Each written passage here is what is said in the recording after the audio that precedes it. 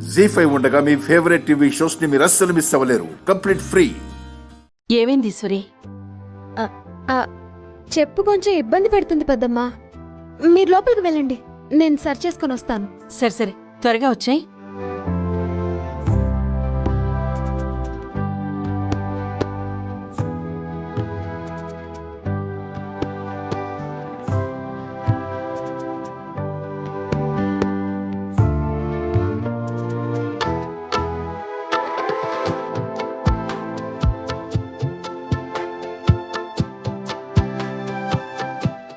రుద్ర గారు, ఆ, ఎవరైనా చూస్తే బాగోదు.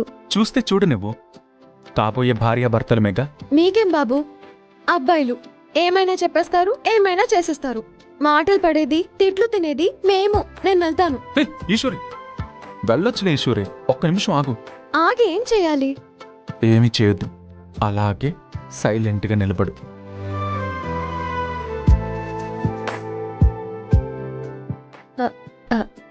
హలో సార్, ఏంటి అలా చూస్తున్నారు? ఈశ్వరి అనే ఈ 5.5 అడుగుల అందం ఇన్నాళ్ళు నా కళ్ళ ముందే తిరుగుతున్నా నా మనసు ఎందుకు పట్టించుకోలేదా అని ఆలోచిస్తున్నాను.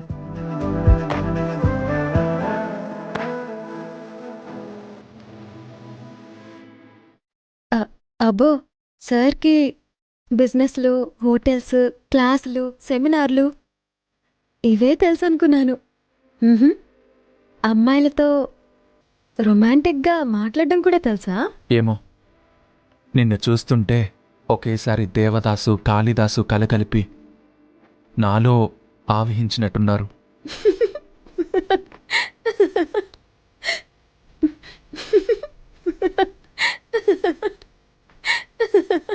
మరీ అంత ముద్దుగా నవ్వకు ఈశ్వరి. నీ నవ్వు నాజుకు బాణాల్లా వచ్చి నా గుండెని చీల్చేస్తుంది. తీయగా ఉన్న ఆ నొప్పిని భరించడం కొంచెం కష్టంగా ఉంది. అయ్యగారికి ఈరోజు కవితలు అలవోకగా వచ్చేస్తున్నట్టున్నాయే. అసలైన అందాన్ని చూస్తే మామూలు మనుషులు కూడా ఇలాగే మహర్షులైపోతారనుకుంటా. సరే సరే, తమరి కవితా సమ్మేళనం అయిపోతే నేను వెళ్తాను. అప్పుడేనా? ఇప్పుడేగా వచ్చింది. ఇంకెప్పుడు వెళ్ళమంటారు? నేను ఎప్పుడు వెళ్ళమంటే అప్పుడు. అప్పటిదాకా నేను ఇక్కడే ఉంటే ఎప్పుడెప్పుడు ఈశ్వరి వస్తుందా అని మా వాళ్ళు అప్పటి వరకు ఎదురు చూడరు. నేను ఇప్పుడే వెళ్ళాలి.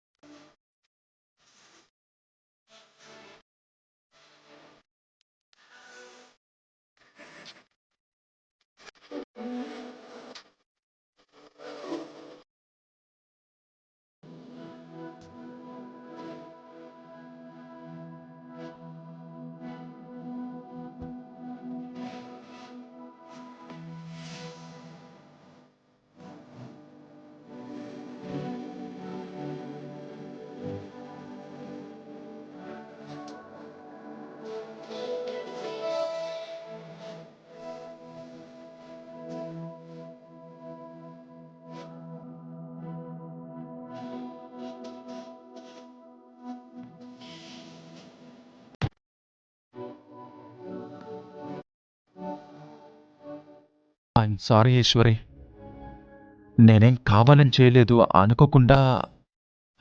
సారీ ఈశ్వరి. నాకు తెలుసు, కానీ అవి ఇప్పుడు ఎలా కట్టుకోవాలో అదే తెలీదు. పోనీ నేను కట్నా?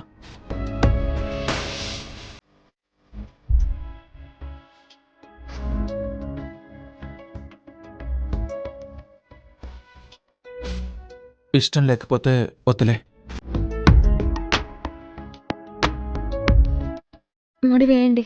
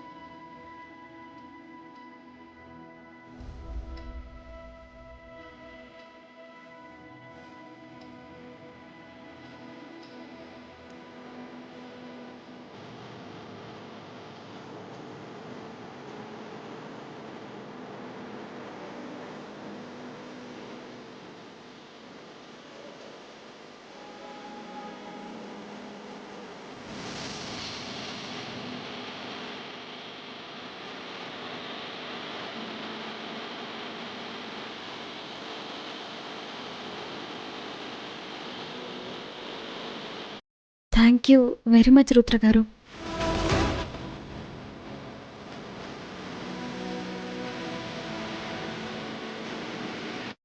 హే ఈశ్వరి ఆగు.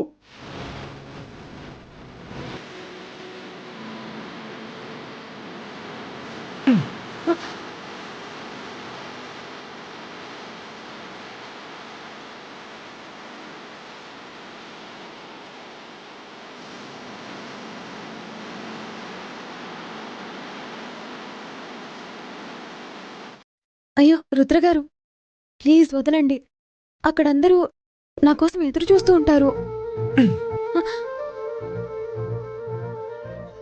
అందరి గురించి ఆలోచిస్తావు కానీ నీ అందానికి బానిసనైనా నన్ను మాత్రం పట్టించుకోవడం లేదు.